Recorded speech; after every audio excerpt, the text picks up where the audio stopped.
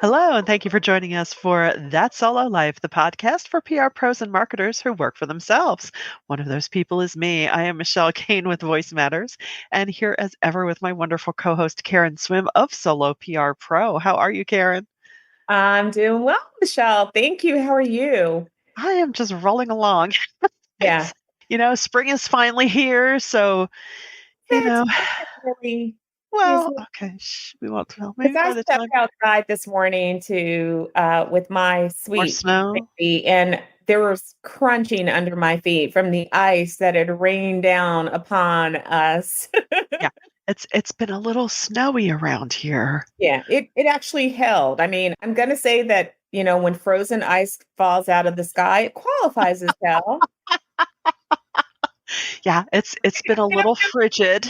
Winter weather game, but I'm pretty sure they call it. Winter's having a little trouble letting go this year. Okay. And, although I don't know, yeah, we've had worse snowfalls, but yeah, once we had a taste of, 50, 60 degrees, it's like, "Excuse me, 29? I don't think Oh, so, because 'cause I'm I all think about." we're 29. We've been 18, 17, 16. No, no, thank you. No, no, I we're all think about. it feels like temperature was like as low as 9 degrees on Saturday. So, yeah, times. Yeah, okay, spring better amp up its game. Well, maybe we can help usher it in because today we're gonna, you kind of get that seasonal urge to purge around this time of Yeah. year. Yes. And so, being the good solo PR pros that we are, we're going to talk today about financial spring cleaning.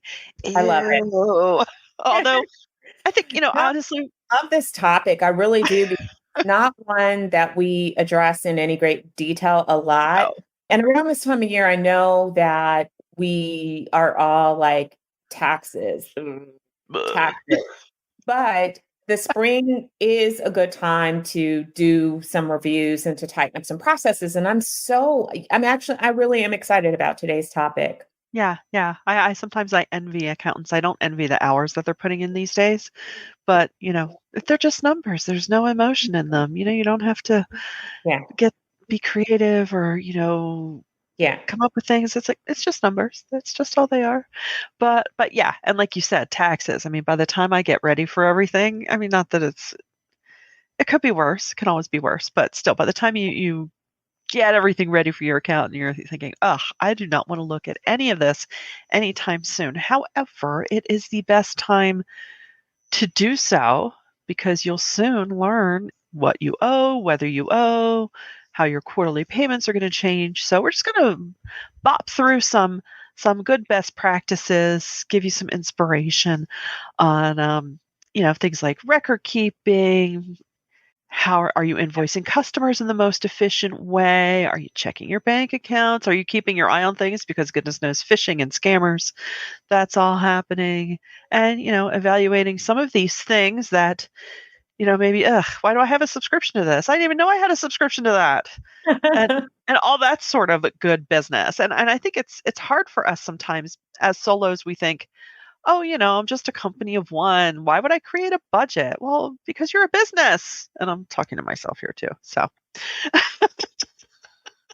Yeah. oh, Yeah. And I think that there are things that we understand and that we do kind of intuitively. yes. So, we know the invoice clients. However, spring is a great time to review your invoices and Yeah. to make sure that you've done a reconciliation if you haven't done that Yeah. in a while, because Yes. sometimes you can forget to send an invoice.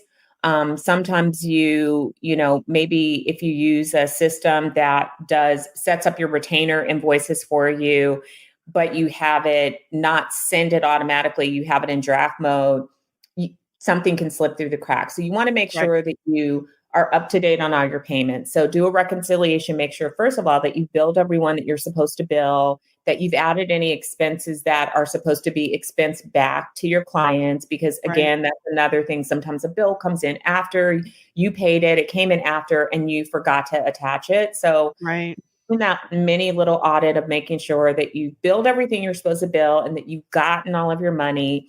And if you do have anything that's outstanding, that you at least have a handle on that. Maybe it's still within that window. That's okay. But, just doing that audit shouldn't take very long just to look at that. And then, it's also a good time to see if, there are any changes that you need to make to the way that you invoice. Is there something that you can improve upon? Right. About once a quarter, I like to pull up each individual client's payment history to look at how quickly they pay. Mm, Um, I know it just helps me to understand because every client has a pattern. Some, pay within 2 days, some take 18 days. And so mhm. that's kind of a good thing to look at too, to see how fast your clients pay. Right. And what information can you draw from that? What's causing the faster payments to come in? Is that something that you can duplicate across your business? Right, right. Yeah. And, it just kind of helps you know your cash flow. So, yeah, so let's break it out. A lot of times it feels overwhelming. So, we thought today we'd go through and break out, what should you do monthly? What should you do quarterly? So, like you said, monthly, not only are you getting paid, but you want to make sure you're paying your vendors, or at least I love this. I am the queen of online paying, like, why should I write a check and mail it? Yeah. And, Yeah. you can either fully automate it or set it and forget it, but you also want to make sure that that you are being billed fairly and that you aren't incurring any charges that maybe are incorrect. Especially if some of your vendors like to offer discounts, don't lose those. That's a really good point. We can sometimes miss those. Mhm. And you don't want to do that because, in addition to maybe paying other contractors, you do pay vendors. And so, if there is an opportunity to get some savings by the way you pay. And so, one of the easy examples to think about is if sometimes you may start a subscription and you started it monthly because you weren't sure if you were going to have use of it. But now, if you've been paying and you are using it, it's become a critical part of your toolbox, Right. and you're, you know, 4 or 5 months into it, oftentimes you can save money by switching to an annual subscription. And you can do that in the middle of, your monthly. It's okay. They just prorate it and then you would Right. pay for those months and it's a savings. And so, this is a good time quarterly to look to see if there are any of those savings that you can take advantage of. Right, right. And I always like to make myself at least a month out from that annual renewal, a little note on my Google Calendar, Yes. just so I'm not surprised then because I've learned that you can forget things. Like, wait, what Yeah. was that? What was that chunky deduction? Oh, right. Yeah, So, that's a stellar tip. I put it on yeah, my calendar too. So yeah, I plot out all of my payments on a calendar with the yeah, me amount too. right in the top Yep, line so that it pops up yep, and then I can look out and that helps you to really yeah. keep a handle on your budget and the variances from month to month. Yeah, and it's especially important, if you pay your auto insurance quarterly, or I know around here our water and sewer, it's not a business expense, but that gets billed Yeah. quarterly and, Yeah. things like that. So you don't forget them and even your business insurance. So, and it makes sense then, trying to create a budget around all of this, right? Because we know that, you know what's coming and it may be in your head. But sometimes it's good to get it out of your head. Yeah. Even if it's a spreadsheet, you don't have to develop any grand, thing in QuickBooks or Quicken or FreshBooks, but which you certainly can do, especially if you want to run a P&L and just see how you're doing year over year. But if it's just, I am a huge fan of profit and loss statements. yeah, Huge fan. And if, here's the thing, people, this can sound scary to a lot of solos. And sometimes when you say that, they are like, oh God, I'm not doing that. If you use any type of accounting software, FreshBooks, QuickBooks, and most of us use something, you can have your system run that for you yeah, as long as you're tracking things accordingly. And right, so and if you need to do this by using some of your system, maybe you're not capturing all of your expenses through your accounting software, then you could still do it manually pretty easily. And mhm, here's why it's important. You need to know the profitability of your business. And I will also add that it's a good time to look at things that are missed on the numerical P&L, such as this is a great time to look at your tracking of how you're spending your time. Do you mm, have a client that is eating up way more budget than they're paying you. So an overall business P&L, but I also think that at least quarterly, or twice a year, look at Mhm. individual P&Ls for your clients, because you can streamline things. If you have a client that is wanting to do extra meetings or lots of extra reports, you need to get a handle on that, because everything that you do Yeah. has a return on what you're getting in. And so you think that you're getting this big fat budget, but then when you look at the amount of time that you're taking to deliver and deliver on non-critical things, like in my mind, lots of extra reports is not really delivering value to the client. Mhm. That's not really why they hired you, to be administrative. And Right. so conversation about what are the metrics that are really important, and I like to do that right from the start. How are Right. we going to track success? What does that mean to you? And then track the metrics that matter and report on those, period. Right. If a client is starting to add all these extra things in, or if you say, hey, we're going to meet once a month, and suddenly you find that you're having 5 meetings a month, that's an issue. And that Yeah. is going to detract from the profitability of that account. Right. Right. Absolutely. Absolutely. Another thing to consider quarterly, and especially as you plan this out month to month, it's not as though if it's a quarterly payment, you're going to just bam pay it out of perhaps that month's income. This is why it's good to check things monthly and quarterly, because you're going to have your quarterly estimated tax payments. Yeah. So things like that. If you need to, stash some funds away, maybe open a savings account where you can stash your funds so it's out of your regular spending stream, do that. I'll reveal back in the day when I used to actually work out of a checkbook for just me, my little self. I used to use one of these nerd pens. You can't see this on the podcast, but my beautiful nerd pen. And when I got my paycheck, I would add it in green, and then I would hold my little budgetary items in red. I Listen, technology is not the answer to everything. And for some of you who may be using a notebook, more power to you. Yeah, Whatever there's no shame works, in that. consistent Yeah, in doing this, yeah, but in addition to that, I'm glad that you mentioned the taxes, because especially at this time of year, this is a great time to look at ways to optimize your tax savings. yes. Every year you may be surprised, like something that your accountant catches that you haven't been tracking well. Mm, Random example, I can remember my accountant asking me about a couple of meal deliveries for lunch that I had. And I never thought about it being part of business, but I was at work in my office and it yeah, was a business mail.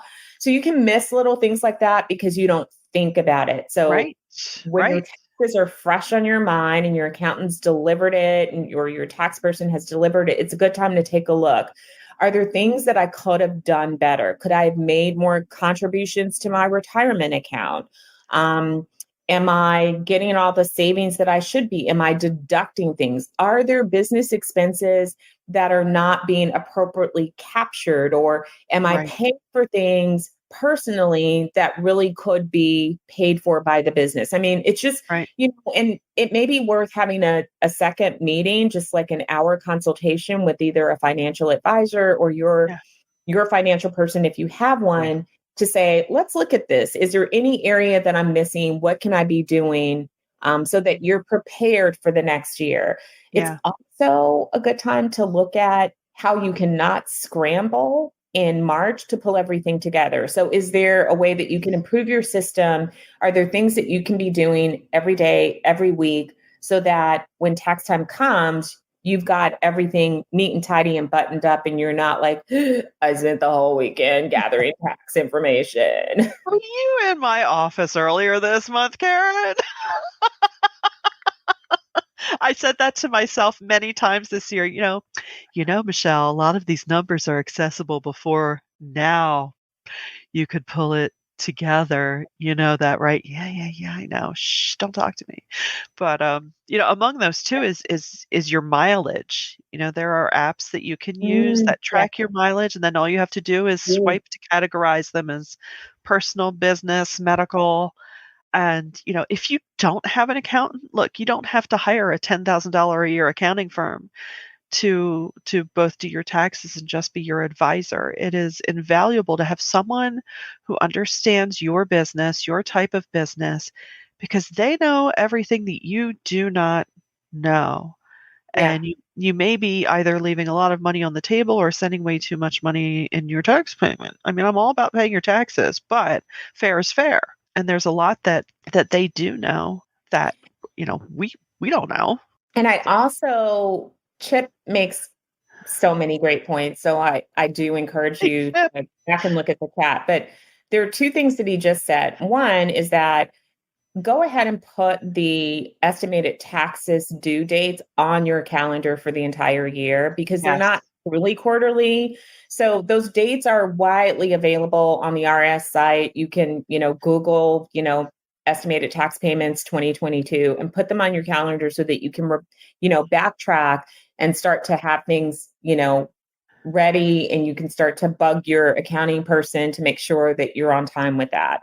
So that's a great idea. And then the second thing that you should do is I love this advice from Chip, as we've been talking a lot about accounting professionals and financial Mm, professionals, is to make sure that all of your professionals share your philosophy. It's kind of like yes. you invest. Some of us are, greater risk takers, others are more moderate, and some are super conservative. So understand your own personal level of risk and what you're comfortable with, and make sure that whoever you are using as a professional shares that philosophy, so that, if you're a really conservative person and you're dealing with someone that is, more of a high risk, Right. you're going to have tension, and you want to make sure that, because I mean, especially when it comes to taxes, realize that some things can get challenged. And if you're somebody that's like, I never want to be challenged,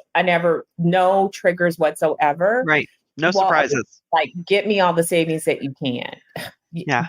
I need an offshore account. Tell me how to get it. So style, and make sure that your professional matches your style. Yeah. No, that's very true. I love my accountant is very calm and very calming. So every time I meet with her, oh, it's okay. It's okay. Thank you. Yeah. Yeah. Here's something that is definitely COVID related. Many small businesses were able to take advantage of SBA loan programs, Right. not the grants, obviously, but the loan programs. And those loan programs all got deferred, and then they got deferred Yeah. again. And I think they got deferred a third time. Last If you week, have yeah. an SBA loan, make sure that you've paid attention to emails and communications, and that you've set yourself up into the portal, and that you kind of review your loan documents again, Mhm. because there are stipulations in that loan that you need to follow. But also make sure to set yourself up in a payment system. I think it's pay.gov, because Yeah. you can absolutely pay on your loan even though it is in deferment mode. But the key is to make sure that you know where and how to pay, and that you know the date. Check that date, because Mhm. it's easy to lose track of that because they keep moving it out, which is great for small businesses. I think that's fantastic, but you don't want to lose track of your date that you absolutely have to start making those payments. So add this in to your spring cleaning, grab that date and put it on your calendar, and make sure that you know how to keep track of it. Yeah. Yeah, no, that's smart too. Yeah, absolutely. Yeah. And, there's a ton of ways to stay organized and, as you go throughout the year, it's funny, so I'm still in QuickBooks and I have to laugh at myself sometimes because it's like, Michelle, you went online partly because, well, you wanted to keep things off your computer per se because, I've tried to do that as a rule because then when your computer tanks, you're not going, you're just going, Yeah. all right. I'm like, yeah, I'm going to be so much more organized, Karen. I'm going to have it on the app on my phone. And then, after I do my miles, I'm just going to do approve my transactions. And I'll be so far ahead. So, okay, listeners, yeah, that's possible. So you just have to do it. I, so My method, just my own personal method, is that I have folders in my secure file server. I use Ignite, and I have for years because I think that they're very security conscious. They've kept me Yeah, safe. And I have folders there where I store everything. I have those copies in other places, but I can quickly go to Ignite and share a yeah, folder yeah, with whoever needs it. So that means that I have a central location for all of my documents. I will say that if you are using any type of, electronic system for storing documents, and a lot of our documents come electronically these days, most yeah, of us get, electronic 1099s, and our forms come, and mortgage documents, and all of those things are usually electronic. Make sure that you put them somewhere and then back them up oh, yes, yes, yes, yes, routinely. Do backups routinely on your data so that if anything happens, we know the best of systems can crash, things can happen. You want to make sure that you have backup copies of everything that you need. And you yeah, want to make sure that you have that for a very long time. yeah, Because if you were to ever get audited and needed to produce receipts or records, you want to have access to those, even if you are, change computers 5 times over. So definitely that's something that you should add to your, I'm kind of a weekly backup type of person, but I would say no less than monthly. Just, yeah. make it part of your routine and set up some kind of an automated system where it happens, or put it on your calendar if you're going to do it manually.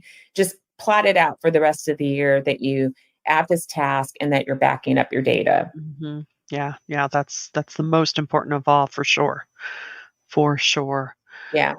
And and with that, clearly with some of us, that's a subscription payment. But, as we touched on earlier, sometimes you're paying for subscriptions for things and you may full on forget, right? Yeah. And you may think, oh, wait, why am I Yeah. paying for this? Oh, no, what? Yeah. I've been there. Yeah, we've all been. I One of my spooky kind of moments is sometimes it's with streaming stuff, but it's that has happened to me with something else that I forgot to capture. So there are Yeah, apps that help you track yeah, subscriptions. There are apps like Truebill, where they not only find your subscription but see if they can save you money on it. yeah, If you use a system like Mint, which is by QuickBooks, they have a system that tracks subscriptions. Bobby is one that I don't think it pulls the data in, but you put the data in, and they have made it fast and easy because they have a long list of things. So, find a centralized way to capture all of your, even if it's a spreadsheet or a notebook where you just write mhm, stuff down, and then again, put that on your calendar so that as your needs change, maybe you signed up for coverage book for a specific client, and now you no longer have a client and you're really right, not using it. You need to have a quick, fast way to go look at things that you're paying for routinely, whether it's mhm, monthly, quarterly, or twice a year or annually, and make sure that those subscriptions are still needed. right, I'm mm, a huge fan of twice a year, just doing a subscription audit and getting rid of stuff that I'm really not using, because, our needs change. Sometimes we find another mm, tool that takes the place of two other tools, or there's something that we were using as a tool and trying it out. And you know what? Paper works better for us. So don't lose track of that because it's money out of your pocket. right, right. No, absolutely. And, you know, it's something as fundamental as your cell phone plan. Um, think about it, because when I first started using my phone for business, and let's face it, when I was out and about more and going places where, Wi-Fi was slim, you needed you for me, it's the Girl Scout in me, be prepared. I have all the data, but now I'm thinking, well, is my data plan too bloated because I work from Yeah. home, so my phone can be using my home internet that I'm also paying for. So how much are you traveling? Do you use your phone as a hotspot, or do you have a separate hotspot? And how much is that getting you? So, just take a look, and because now everything's getting tiered, and I'm still on this old school Verizon thing, and I'm still kind of like, should I let that go? The Yeah. minute you let that go, you might need it. I'm like, nope, nope, nope, be brutal. Same thing as if it's a 10-year-old sweater you haven't worn. Be brutal. Yeah. That's what I, spring cleaning's all about. I will also say it's funny how guilty of this as well. Sometimes you hoard your pricing tier because this is such a thing in the digital age, right? You sign up Yeah, for something and you pay $5 a month yeah, and you have it for 22 years while everybody else has gone up to $99 a month. And yeah, $5 a month doesn't seem like a whole lot, but if you're doing $5 a month and you've got, 20 of those, yeah, but you're only using one, it yeah. might be time to, clear the clutter and let go of your, longtime customer fee. I've done that on a couple of things. And then 3 or 4 years later, I've had to go back and yeah, I've had to pay new prices, but I always make sure that when it comes to business tools, that I am accounting for those expenses in my client Right. because I'm not Yes. using, I have no need, Karen Swim, of a media monitoring database. Right. I don't care about that. If I were not doing PR, I could Right. care less about that. Right. So this definitely is an expense of doing, it's a cost of doing business. Yeah. So I make sure that my cost of doing business is accurate. Again, this is why it's good to do those audits to make sure that Right. you're accounting for your cost of business in what you charge and you're making sure that your business is profitable because you're looking at these kinds of things. And so I've been guilty of it. And so I would encourage you, don't fear letting go. I mean, I have locked in some rates that I'm like, well, I locked in when it was, 4 times less money, and you just do not want to let it go. No. You're like, I can't let it go. It's just too good. But you're not using it. Let it go. It's so true. It's so true. I'm like, but I liked Yeah, it. yeah. I really liked it. Oh 20 gosh. years. I know. I know. It's so true. It's so true. We get so funny about some things. But one other important thing we don't want you to forget is if you have business insurance, Yeah. an E&O, any kind of insurance that, review that, make sure it's still covering the type of work that you do, make sure you're protected and yeah, check around for rates because sometimes, now not saying that the cheapest option is always best. You always need to weigh that against, okay, well, if I do need to make a claim, how is it doing business with this company? Blah, blah, blah, blah, blah. So you need to do your due diligence. But factor that into your financial spring cleaning because these are all the components of the engine that make your business run and also help support you. If you just take some time and streamline some of these things, even just the mental weight of, oh, I have to do that. If you can remove some of that from your shoulders, you'll be so much happier. Yeah. And here's our final financial spring cleaning tip. Go through and make sure that you have a reliable, consistent system for Yes. checking your financial accounts. Yeah. Fraud is rampant, people. And I've had some colleagues that recently experienced it. I had an experience, and because I got on top of it immediately, I didn't have a loss from it. But you want to make sure that you know Yeah. what credit card charges are coming through, what's happening with your bank account. You want to make sure that deposits really land. Yeah. I know like some of your clients may use electronic systems to pay you, and sometimes you get a remittance advice. Make sure that you track those remittances through and that they ended up as deposits in your account because it's easy to get that advice and think, okay, great, this was paid. Right. No, that's notice that it's going to be paid, but make sure that on the other end that it actually does end up in your bank. So Yeah. be very meticulous about these things and, protect your finances because you've worked too hard to, have things kind of slip through the cracks. Yeah. Yeah. I get frustrated with my bank when they, I'll go to subscribe to something and, sometimes it could be, oh, I didn't realize they were based in the Netherlands, and it'll Yeah. reject it as fraud. And then so I have to Yeah. call them and say, look, that $10.96 is okay. Okay. Yeah. Or You want a bank that's going to look out for you yeah, too. So yeah, if your I business appreciate bank it. has failed you or Yeah, you don't feel like the security is hardened enough, then you might want to look at other options. It's kind of a pain to change banks, but it may be worth it if you're not happy with the service levels that you're receiving. yeah. It's definitely worth it just to make sure you're as protected as possible. Yeah, for sure. Yeah. So we've Well, given you a lot. I hope that you this was have. helpful for all of you.